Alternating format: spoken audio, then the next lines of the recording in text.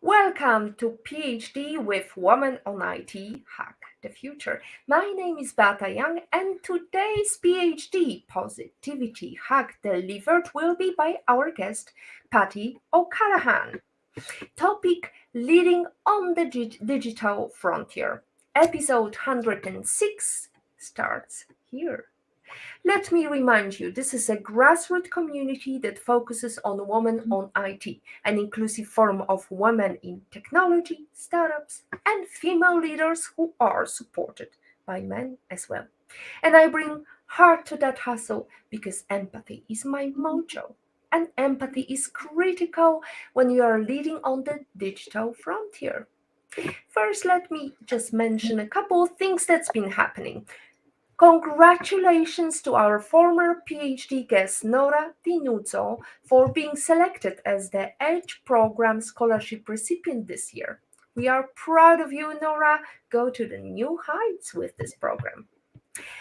Kudos to Legos Group initiative, which encourages girls of all backgrounds to let their creativity soar while smashing through any barriers that dare to stand in their way.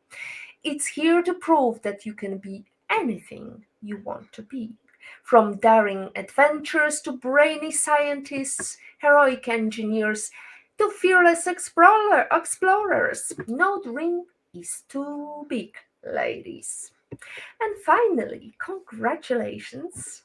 No surprise to today's PhD guest. Applause to you, Patty, for successfully sharing your expertise on responsible AI at the Google I/O Extended Edinburgh event last week. It's an impressive accomplishment, and may you continue to inspire us, Patty. Now, let's go back to our topic, leading on the digital frontier. In today's rapidly evolving digital landscape, tech leaders are at the forefront, driving innovation and spearheading transformative initiatives. Venezuelan born Scottish resident Patty O'Callaghan has 20 plus years' experience in technology. With a background in AI, she works as tech lead at Charles River Laboratories. In her free time, Patty is dedicated mentor and educating, leading a code club for 10 to 15-year-olds at her local school and being part of the Google Developers Group Glasgow. Patty is a Google's Woman Techmaker ambassador, just like me and many others of our previous guests. Join us, ask questions, talk to Patty, talk to me, talk to all the women in technology, ask questions, and enjoy our conversation. Patty, let's start with a simple question. I guess this place has been mentioned before. Where in the world are you today? Yeah, hi Beat, and thank you so much for having me. I'm very excited to be here talking to you. I absolutely love your program. So yeah, it's such an honor to be here.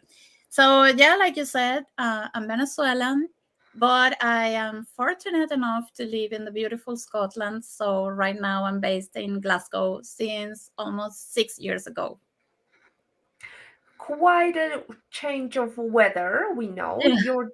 Your daughter is playing somewhere in the garden, we know. Do you have more kids? Just one daughter? Tell us about your Yeah, no, family life.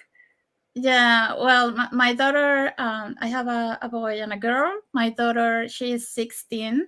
Um, so yeah, she's in the garden getting some sun. And my son Tomas, my daughter name is Julieta, and my son Tomas is 14, and he's not on the sun. He's on his room, which is kind of a cave, dark cave, playing with the PlayStation. The boys, they don't care about the sun, honestly. Well, that's your story and you're sticking to it. Anyway, Patty, it's a pleasure to know that you raise beautiful children, even though I guess you started to be a mother as an embryo. You look so young. Oh, thank you. No, actually, I'm 45 right now. I had my daughter when I was 28, and then 2 years later I had Thomas. So yeah, but thank you. There you go. So we are talking about leadership. Let's focus on that because I guess it's not an easy trait to be a leader while raising children. Tell us about your route. How did you start when you were 28? Probably the world looks somewhat different than when you're 45 or Yeah, more. yeah. Well, yeah, like my story with computer science and with IT started when I was just a little girl, and I really enjoyed reading the sci-fi books that my dad had, and I always like all these stories about robots. And then I did some programming courses for kids when I was like 8 or 10, because my auntie, she had like a computing academy in Venezuela, and it was actually very it was not common to have courses for kids, but I was lucky enough to be able to attend those, and I instantly fell in love with that. I started coding at that age. Then I went to uni. I studied computer science. um, but I started working at the same time, right? And I started working. I have always worked in this area. So I was going through uni, and I was progressing on my career, which is not maybe the best idea, because that made me sometimes not pay enough attention to uni. So you really need to be organized and mature enough to find a good balance. Um, then I had my kids, and I did a specialization at uni on artificial intelligence when it was not popular at all. It was not what it is right now. Um, there was just for the nerds that were like interested in that area. Right now, obviously, that is completely different. And the thing is that because of that, and because in Venezuela, finding a work or a company that work with AI projects was really not common. It was very academic. I started working in web development, and that is what I have done my all of my professional life. It has been around web development and that kind of projects. um, so yeah, in Venezuela, I had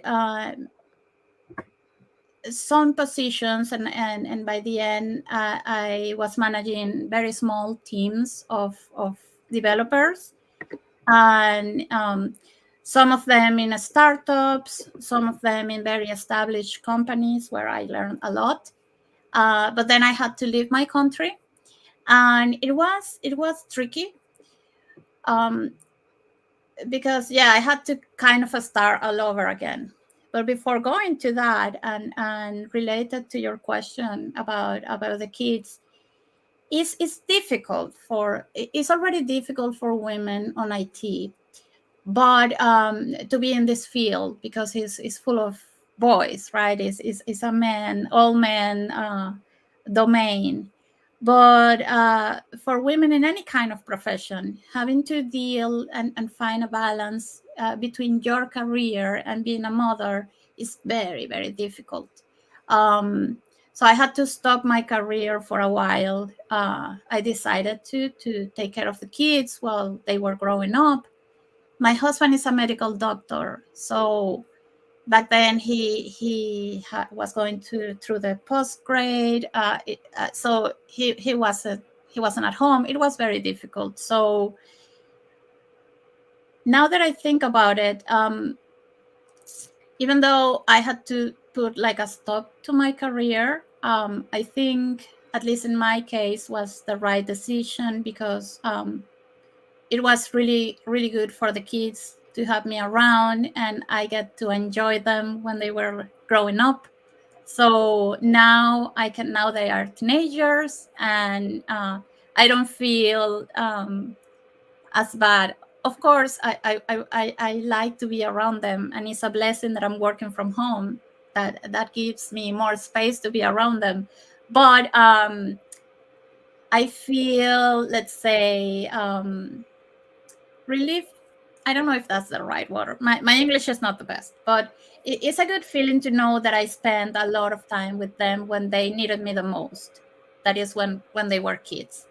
So yeah, that's kind of how it started. Obviously, everybody has got a different route or unique way of getting into the leadership position, or however, whatever career choices they have. I guess you had a very good path, and we're going to talk about it later on. However, let me just mention we have a lovely mention from Sospeter Manker. Watching you, Patty, from Africa. I guess it's somebody you know. Yeah, he's amazing. Thank you for joining, and he's very supportive of everything that I do. So I'm very happy to see you here, Sospater. Thank you so much. Love to you and lots of support from leaders all over the world, whether you're male, female, whatever the gender, whatever the color skin color you have, or whatever background you have. Now, Patty, you mentioned the fact that you had to put a pause on your career. However, it didn't stop you to dream big. So, what inspired you to choose the path of becoming a leader? Well, I think that is also something that I have, like, to be a leader in any kind of position or project that you're working on. I believe that yes, you can learn how to be a leader, but there is also something within you that makes you organically grow into that. So I think I have always kind of had these traits of leading, groups of people in several different domains, not only on work, maybe on the work that I do with technical communities. Um, and I always say, like, the best place to learn these skills is when you're a mom of teenagers. You have to lead this bunch of people, and deal with a lot of different problems, a lot of context switching, and that's a great way to learn. But yes, I think as all of these traits that I have, I'm very outgoing, um, and the way I'm very much into, I absolutely enjoy solving problems by coding, by using technology. So for me, these kind of challenges are actually very fun. Um, of course, sometimes you suffer, sometimes you have to deal with projects that can be very complicated, and being also leading a team is not all about technical stuff. It's also about um, leading with people, and there are many different kind of peoples and how they interact with each other, so that can be also a challenge. But yeah, I really enjoy it, and I think that is something that helps me a lot in my daily work, and all the projects that I have for my career, is that I'm always, and sometimes it might not be too good, I'm very enthusiastic, and very in this let's do it mode. And sometimes you have to find a balance, but that is also part of you never stop learning in your career. I believe in any career that you're in, you never stop learning. So yes, it's a work in progress. So, work in progress. However, I have to say that it's uh, all these traits you mentioned are so common with so many ladies. So, what is the uniqueness you brought apart from the fact that you are very ambitious and very driven and you're a go getter? What was the soil that this seed of patty managed to grow so lovely? Is it the company? Is it the company culture? Is it the people that you were surrounding yourself? Who helped you the most? Um, well, I have to say that I have worked in many different companies, and there are three specific ones that I can attribute a lot of things that I have learned. Um, and also, another very important ingredient is that I really, really value, and I think it's very important uh, to know profoundly the technology that you're working with, and that you are actually very good at it. That um, I think that for technical leaders, it's very important to have a very solid base on technology, and to understand and try to be as good as you can, like as much like the best that you can be in terms of technical work. Um, so in the terms of who has helped me, I think I have to go back to Venezuela. I once worked in a company. Well, it's not a company, like a university there, and in a department for continuous education. And they wanted to create, back then, that was 18 years ago, 16 years ago, they wanted to automate a lot of their manual processes that they were, everything was manual, a manual process. Everything was stored in a Word document or an Excel file. All the information about the students, are the courses, everything, the administrative processes. And I joined the team. At the beginning, it was just a one-person team, which was me, and I was like the coordinator of the team, and I was just like being my own manager. um, but it was good. I'm very proud of the work that I did, and I have to always be very grateful to Professor Elizabeth Sanchez, because she really taught me so much about work ethics. And I believe that a lot of my work ethics, I learned that from her. She's an amazing person, amazing director, amazing manager, and she was always very supportive of me and the work that I did.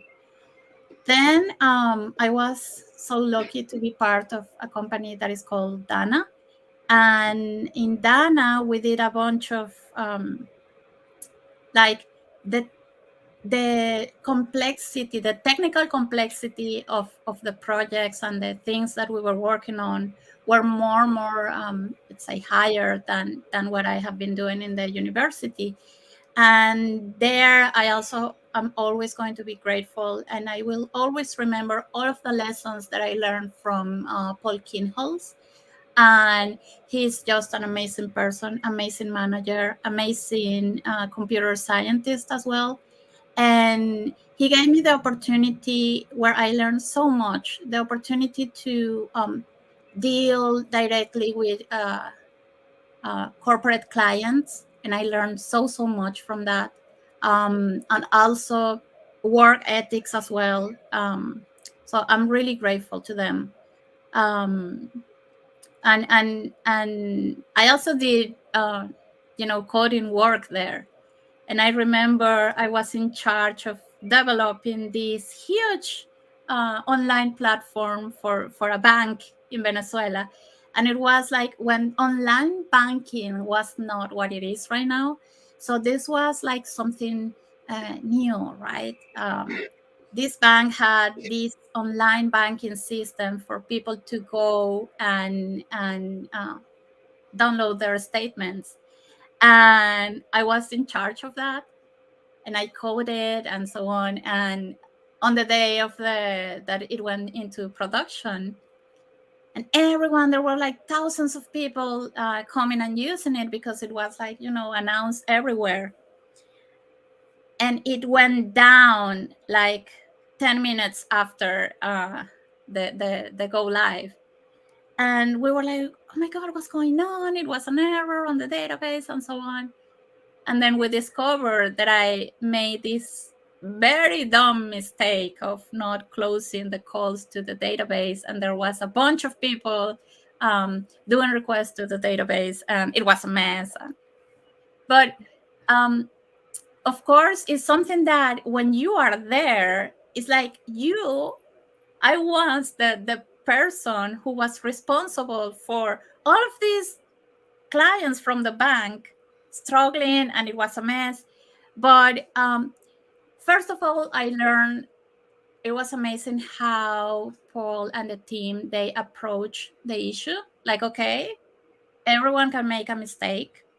Let's solve it. And I learned like it was I own my mistake, right away. I could say like, okay, it was me. I did this. I'm sorry. I'm gonna fix it. And then we fix it and we solve it. So it was um so good to see that they got my back, right? I made this very dumb mistake, but they got my back, and I was able to, own my mistake and say, okay, I'm gonna solve it, and we did. That was such a great learning.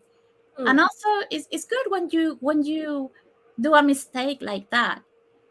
If you have that on or a mistake of that scale, you know, helps you understand that anyone can do it. Anyone can go through that, situation. And if you're leading a team where someone, maybe a junior developer or a senior developer or whatever, makes a mistake like that, what you really have to do is to, um, support them and say, okay, let's do this, let's solve it, and let's learn from the mistake.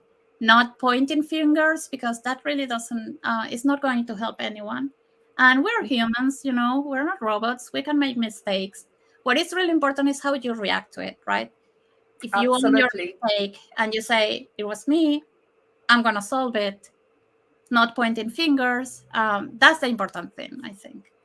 It just reminds me a story that Tara Hernandez told us about the time she was working for Pixar, and she almost, but not quite, she had a copy somewhere else. She deleted part of Toy Story. So it Oh. can happen, but as she mentioned, I owned it, I admitted to it as soon as possible, and good for you, Patty, that you didn't lose any money of your clients.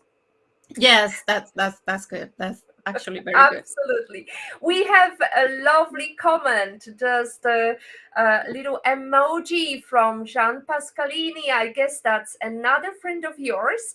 Let me Yeah. just go to one thing that you mentioned, Yeah. because you point out the fact that as a leader, you want to be the best in the field, whatever it is. So, in terms of AI, you want to be on top of what is happening in AI.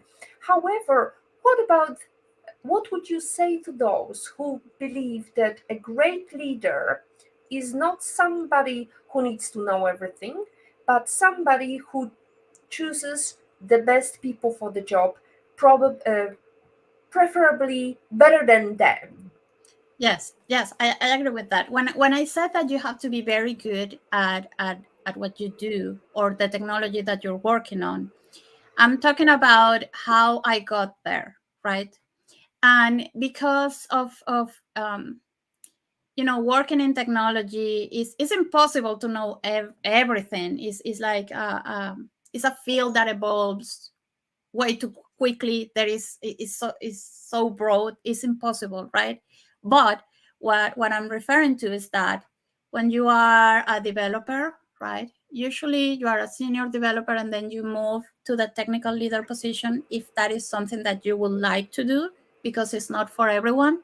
um, it's important that when you get to that step, that phase of becoming a technical leader, you really have to be, you have to have a very solid technical background. And I really, really believe in that. Um, then, of course, you get to lead a team, and let's talk. I'm going to talk specifically about my team, and Sean is part of my team, so thank you for being here. You can have people that are very good at working with the front end. There is people that is very good at working with the back end, and you don't necessarily are as good as them, but it's important that you have the understanding of what they're working on at those technologies, and that you're able to make technical decisions, right? um, so you have to have that solid understanding of of of the project, of the tech stack that you're working on. And then, of course, yes, there's gonna in my team there is people that are amazing developers, and they are very good at what they do, and they can be better than me, for sure, for sure. And I'm very happy for that. It's amazing. So, Patty, I'm thinking about the fact that it's a modern take on leadership, which is I share the knowledge, not so much I hold on to no knowledge because it gives me power. So, sharing is also the fact that you have to ask questions, you have to have team meetings. Is there a secret sauce to Patty's approach to leadership? Uh, I think um, I think being very empathic and understanding that a team is formed by people, and that you have to not only see the team as a unit to produce technical work, but it's also like a very organic unit that is made of people, and what you have to do is help them do their job at the best they can, and help them to feel comfortable in the team, and to be in a good mood across the team, for everyone to be open to collaboration. Because obviously, we can be under moments that are very stressful, and sometimes you have to meet a deadline, sometimes you have issues with the technology that you're using. So it's very important that um, you get the grasp of the how the people interact, how they feel, what do they need to do their work the best they can. So I think empathy, um, bringing positivity, enthusiasm, um, I think that is something I'm very enthusiastic all the time. But finding the balance as well, to when you have to, you know, be serious about something, of course, that you have to. But yeah, I think that's kind of my signature.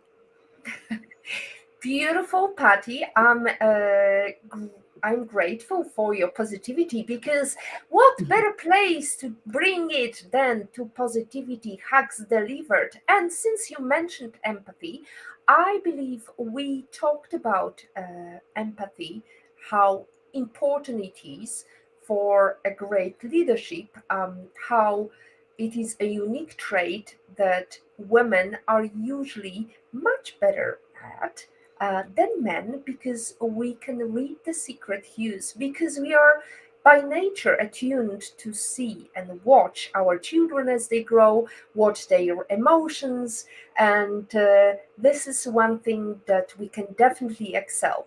But Patty, let me go back to the question of designing your unique leadership route, because I think there is lots of women who wonder, well, I'm also hardworking. Okay, I have a lot of knowledge and I have anti Google, anti Wiki, and they are helping me a lot.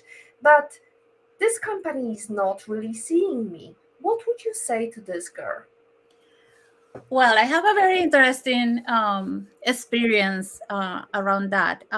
First of all, I have to say that I'm lucky to work in such a supportive and amazing company, like Charles River Laboratories. Since I have joined the company,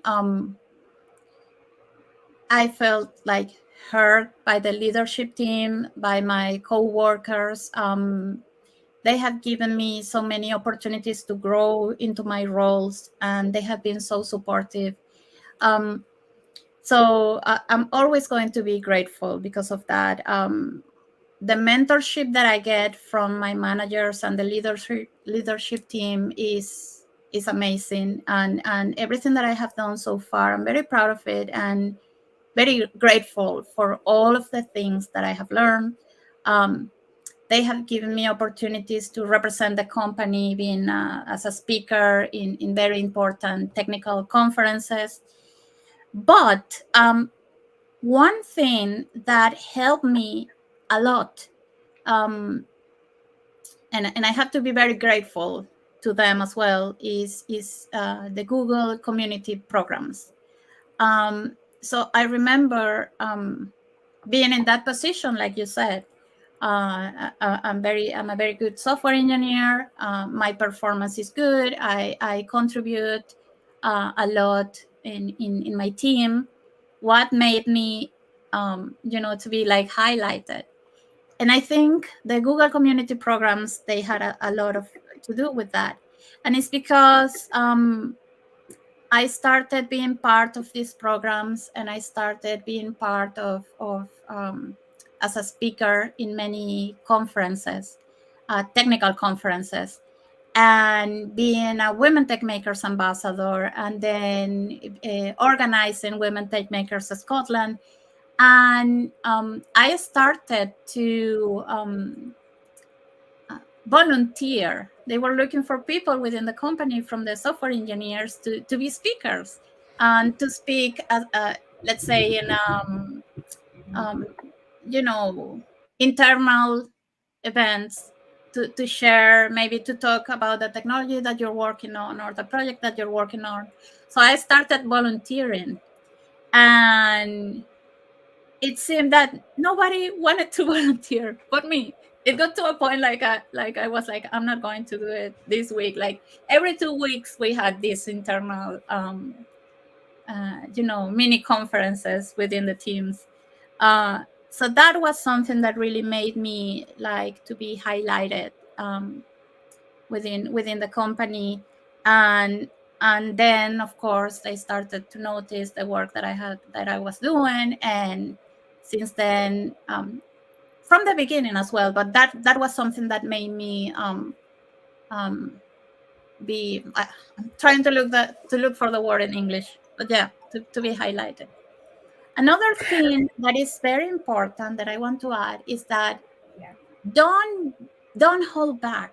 To when it's very common for women to hold back when you want to talk about your achievements, and you want to talk about all of the good things that you have done at work or your personal life or whatever, um, because it might seem that you're bragging, right?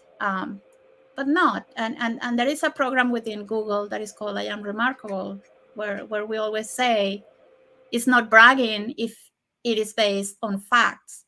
So if you're talking about your achievements, and they are based on facts, you're actually, that is not bragging. And of course you have to be, sharing that in the right environment and in the right conversation. But if you don't do that, people is not going to do it for you, right? So you have to advocate for yourself and for the things that you do well, and your achievements, and you should feel good about it. But for women, is that is hard.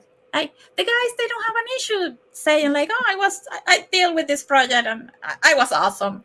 They can say it. But and another thing that it really helps me, if I can be completely honest, is that I'm very outgoing, and I don't feel, if I want to talk with someone, and maybe I have to talk with the CTO of the company, and I have to pitch him this idea that I had for changing something on the website. Um, I don't mind doing it. I can go and talk to him and explain to him, listen, this is my idea. So maybe try to come out a little bit of that shell that we might be in because you're a woman and you have to speak slowly. And no, be respectful, of course, all the time, but just try to, speak up and share what you think, your ideas, and another thing that is super mega important is, and that is something that I always do and it helps me a lot, is to be open to feedback all the time. I always say to my managers, like, I can pay you money for your feedback. It doesn't matter if you're going to come and tell me all the things that I'm doing wrong. That is actually what I want to know. I want to know what I'm doing wrong because I want to be better. And if people is telling you, oh, you're nice, you're doing everything right, okay, but be open to the feedback. Having feedback is one of the most valuable things that you can get on your career. And if it's constructive feedback, if they're going to tell you what what you can improve, is even better. So that is something very important. Be open to feedback, crave for it, ask for it, and that is something that is really, really helpful. And focus on the positive, because if you focus on the positives get more positive, Patty. Yeah, And that's it. we bring you, everyone, whoever is watching us and listening, to these hints and tips on how to become a great leader. Patty, you mentioned the fact that it's so much more difficult for women. I believe it's not much more difficult. I believe if you have a power, you just need to speak up. It is going to feel uncomfortable. And do you remember the first time you had to speak up to become noticed? Um, like on my career from the very beginning. Why not? Or career, or when you had to organize the first meeting for women tech makers? Um, I don't know. I just have this mindset. I do very much have this mindset of let's do it. You know, I really try to get away from situations where there is like analysis paralysis, people get together and they analyze something and they analyze it, and that is good, but it gets to a point where it keeps on going, and maybe you get into let's say decision during that meeting, and then suddenly you have that same meeting 2 weeks later, and they're gonna keep on talking and analyzing, and I'm very much of, okay, we already know what we have to do, we know the risks, let's prepare for the risks, let's prepare for everything to be a success. And I think I want to put that like in that t-shirt, let's land this plane. So I'm very much because yes, it's frustrating sometimes, but again, there's people within the teams that they might not like that approach, so you have to be careful and find a balance. It's not something like this is going to be done the way I say it's going to be done. No, because it's a team, so you have to listen to everyone. But I'm very much more into the, let's okay, let's discuss it, but let's land the plane. um yeah. Love it. Let's land the plane. We have Olga Vasina making a comment. Feedback is the most important thing. Totally agree, Patty. Does that count as feedback? I guess so. Yeah, Stay maybe. brilliant, feeling inspired. Great job, Amazing. Patty. And we have another comment from Jamil. Hello, Beata and Patty. Very interesting topic today. I totally agree. You speak from your heart, Patty, and we really appreciate that you're not hiding anything. So, you mentioned the fact that sometimes people like to talk, and there is no action.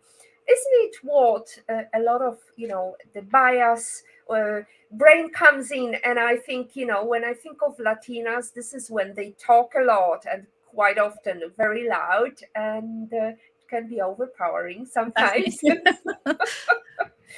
So what happened there?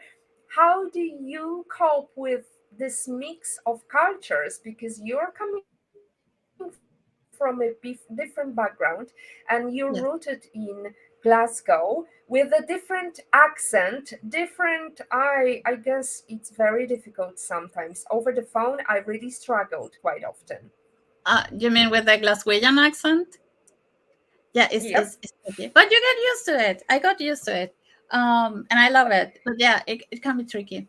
No, well, obviously, when I was working in Venezuela, everyone was Venezuelan, right? But then I moved to Europe, and especially after the pandemic, um, and everyone working remotely, we can have people from many different places, and that is actually amazing. You bring into the team so many different perspectives, and that is, and you learn so much from your coworkers. I absolutely love it, and it's fun.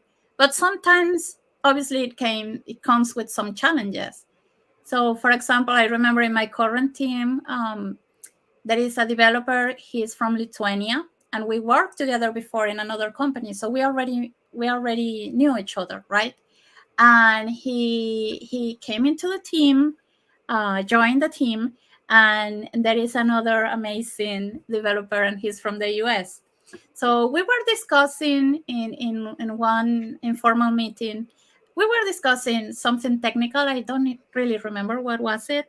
And this guy from Lithuania and we were like, and because we know each other, we were like having this discussion, and it really sounded like we were having like a fight. But we weren't. I love the guy. We were just, that's the way we talk. And my co-worker from the US, he was like looking at the whole interaction, and he was like, what's going on, right? And when the meeting was over, he reached out to me, and he was like, Patty, are you okay? You were having an argument. And I was like, no, I wasn't like that. We were just talking. Um, and he was like, oh, I really thought that you were like screaming at each other. And I was like, oh, no, no, no, that was not the case.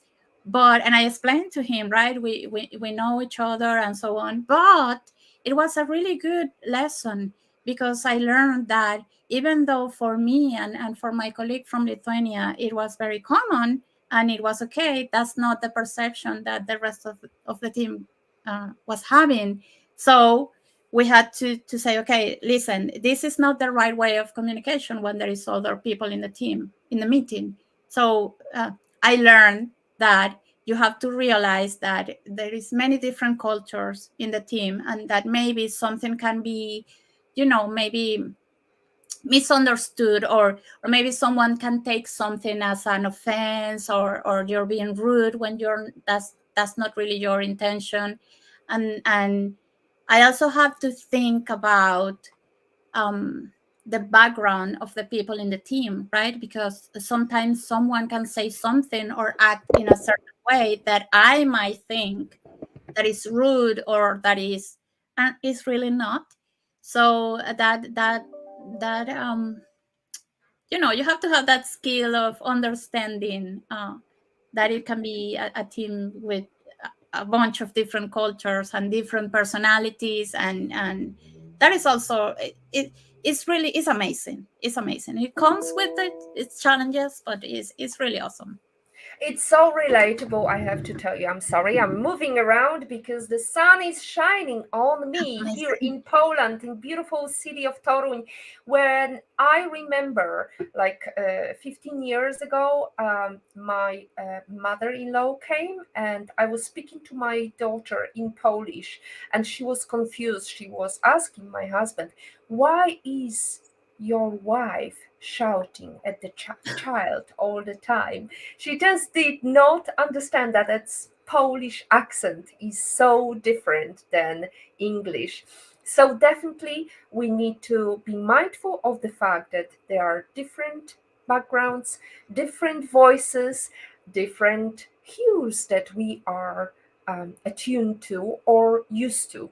So, Patty, I am mindful of the fact that we are running short of time. You Oh my spoke god. so many, you gave us so many examples, and I need to ask the critical question I always like to ask. So, Yeah. Patty, what is the number one book you wished you read before you started your career? Well, there is a bunch of books, but I actually have it here. I don't know if I can show it. There is this brilliant book called Thinking in Systems. Well, maybe the blurry thing cannot help. So, Thinking in Systems by Donella Meadows. Hopefully I'm pronouncing that correctly. It's such an amazing book, and I highly recommend to everyone to read it. Thinking in Systems, because of course it will help you. Everything that we do in this career is related to systems, and uh, in other careers as well. So so many insights, and I really wish I could have like read this book when I was at uni. um, but I read it really recently, and it's just amazing. Of course, there is a bunch of other books because I love to read, but I cannot recommend them all, so I will go with that one. Okie doke, let's go into your favorite life lesson quote and how did it change you? Why is it so relatable to you? Oh well, I have a bunch. I have a bunch.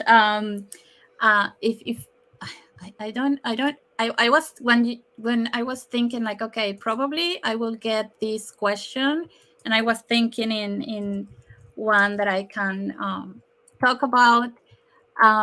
So the one that I chose, I have it written here because there are many, and the ones that I enjoy the most are the sayings, the popular sayings that we usually say in Venezuela, but they are very Latin. But again, this one is from Pablo Picasso, and the amazing artist, and is action is the foundational key to all success. So of course, like it's very related to what I told you before of I'm very much action oriented. So yes, this is one that I really like. I really like, and I think you have If to take. Pablo Picasso was flying a plane, he would say, "Let's get this plane landed," right? Let's land the plane. Yeah, Let's land the exactly, plane. exactly. Absolutely. Well, Patty, it's a beautiful quotation, and I think it also is related to leadership because so many leaders cannot make a decision, and it's critical to actually make a decision and go with it and have a team who is going to support you and be own it. I mean, whatever the consequences might be, you just have to own the fact that you made a decision at that time. You were thinking about various scenarios. If something popped up, well, so be it, but at least it was action. Now, we have a comment from Patrick L. Young. That would be my favorite person in the world. My husband, amused at an American in Glasgow, that noted heaven of non confrontational chat, was thinking of Leith Latham passionate discourse. Was an argument. LOL. Well, anyway, Patrick, I hope you're feeling better because I know you were not quite well. Now, I'm thinking about Eleanor Roosevelt's beautiful quote, and I know the Latina approach and hot blood of Latina. And as we know, Eleanor Roosevelt once said, "Women are like tea bags. We don't know our true strength until we are in hot water in life." How are you in hot water? How are you brewing, Patty? Well, I think that the biggest change in my life, and I guess the biggest crisis that I went through was the final years in Venezuela before I had to be an immigrant. And you get into a situation where you are in a very beautiful country, biggest oil reserve in the world. Everything is perfect weather, beautiful beaches, and suddenly everything changes, and you don't expect, you didn't expect or plan to be an immigrant. And just going through that situation, escaping a kidnapping, it just gave me like the will to, I'm just going to do it. I'm just going to move out to a very different country with my kids. They were 8 and 10, and it was hard. It was difficult. It was in part amazing because I got the super luck to move to Scotland, which I absolutely love. But my husband couldn't work here as a doctor for 2 years. I had to work a lot. I had to take two works, and go to sleep at 4 a.m. because was working for the other company. It was very hard, but um, those times I really appreciate them because um, you learn so much from crisis, and you learn so much. And I know that sounds like a cliche, but you really learn so much about what you are actually capable to do, that you maybe didn't even expect that you were going to react that way, and move forward. And I what I like the most about that is the example that I gave to my kids, and they were able to see, listen, your mom is a woman and she's working hard, and that is fine. It's fine. It doesn't have to be that all the time. And if you have to work hard, and maybe you have to go to bed late because you're working, it's because you have a goal, and you're just going through it without complaining all the time. Of Mm. course it's sad, leave your country, but don't complain all the time. Just do what you have to do and move forward. So It's yeah, that's beautiful how I because met Tati, water. Tati, you're very strong, and it's probably very going to be kind of difficult to step into these shoes for someone who's young and who is trying to figure it out. And I've seen it especially with the Gen Z, how they are coping with work hard attitude, and how they really want to enjoy their life, not work themselves to death. But that's probably a story for another episode. And at this stage, we covered so much, Patty, and I really appreciate your honesty and the beautiful stories. One thing I have to tell you though, it's when the hardship is coming, and I'm speaking also from my recent what's been happening with me. It is very hard because you just think, what is there to show you? What is the universe trying to tell me? Why is all of this happening? Why can't you just lift the lid a little bit, because it's so dark right Mhm. at the moment? But then when you go through that tunnel, Patty, when you have that career, when the path is made clear, it's so easy, right? I mean, you get to learn so much from it, right? And it helps you a lot. What you learn going through those rough patches, they it gives you some skills, and lessons that can help you on many different domains of your life. So yeah, of course it was hard, and it was not a situation that I wanted to be in. But if you're there, you just have to move forward, right? And try to do the best you can, and just keep on walking. Absolutely. Small steps lead to big accomplishments. Now, Patty, thinking about big steps, imagine you could travel anywhere in the world and you could have private breakfast with anybody in the world. Who would you choose, and what is your dream location? Yeah, so um I think I would absolutely love to invite Dr. Ben Gersel for some breakfast with Venezuelan arepas. So the arepas is like the food that we always eat. It's kind of a sandwich, but it's not a. It's difficult to explain, but it's perfect for breakfast. And yeah, it could be anywhere. It could be here at home in the garden. I am a big admirer.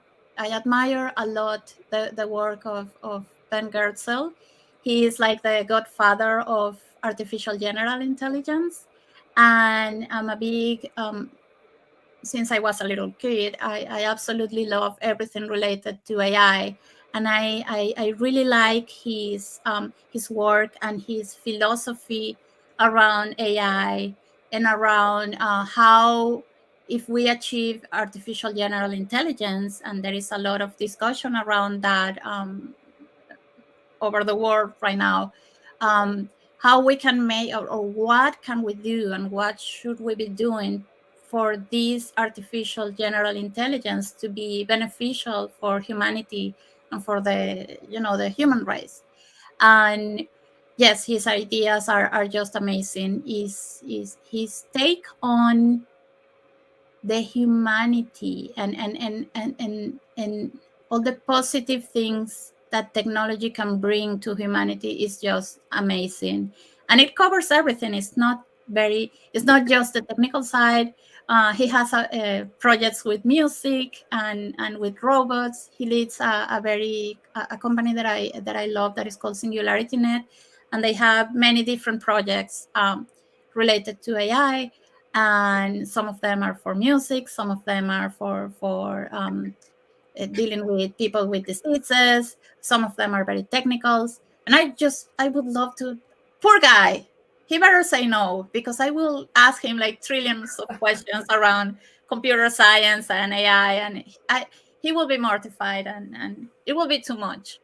Well, Patty, I guess my answer to you is ask ChatGPT to talk to you like your favorite character, and Yeah, I think he will provide a simulation for you. he, The he has a human, project like that, actually. He has it the, already. there you go.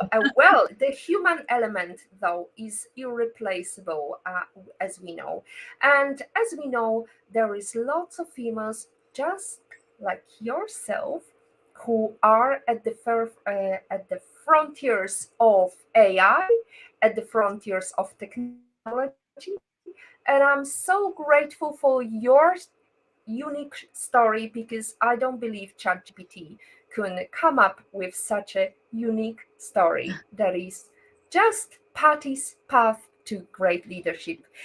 Each time a woman stands up for herself, she stands up for all women, as Maya Angelou says, and I believe you're a great women Techmakers ambassador. And that's it from episode 106 PhD live stream. Thank you, Patty O'Callaghan. To stay updated and ensure you never miss a positivity hack delivered, follow Women on It and turn on notifications to be alerted. Next week, we are going to have Joe Briani, and we are going to talk about how to safeguard your business information in a digital world, in a world of AI, in a world of online. Thank you so much to our lovely audience, and I am very grateful, Patty, for your great career. Let me just mention, you already have path cleared, and your next step will be what position? Well, obviously getting better and keep on progressing on my technical lead role. But yeah, I would love to maybe progress to a technical director position or something related to it. It will be great. So that's on the path. Let's see how it goes. Fingers crossed. Absolutely. Well, after all these praises that you mentioned today, I'm sure there will be something happening soon.